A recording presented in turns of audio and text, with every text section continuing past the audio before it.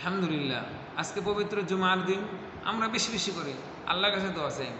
কি দোয়া করবো? ইস্তাগফিরুল্লাহ, আস্তাগফিরুল্লাহ আল্লাযী লা ইলাহা ইল্লা হুয়াল হাইয়ুল কাইয়্যুম ওয়া আতুবু ইলাইহি, অথবা আস্তাগফিরুল্লাহ ওয়া আতুবু ইলাইহি, অথবা আস্তাগফিরুল্লাহ। যে ব্যক্তি নিয়মিতভাবে আস্তাগফিরুল্লাহ পাঠ করবে, আল্লাহ তাআলা তার সকল সংকট ও উত্তরণের পথ বের করে দেবেন। সুবহানাল্লাহ। সকল দুশ্চিন্তা মিটিয়ে দেবেন এবং অকল্পনীয় উৎস থেকে তার রিজিকের ব্যবস্থা করে দেবেন। সুবহানাল্লাহ। আপনি যদি বেশি বেশি আস্তাগফিরুল্লাহ পড়েন, আল্লাহর কাছে ক্ষমা চান, তাহলে কয়েকটা আপনার হচ্ছে ফায়দা।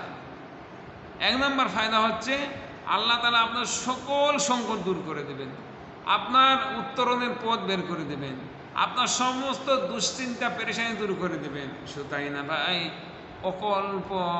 অকল্পনীয় উৎস থেকে আল্লাহ তাআলা আপনাকে রিজিক দান করবে।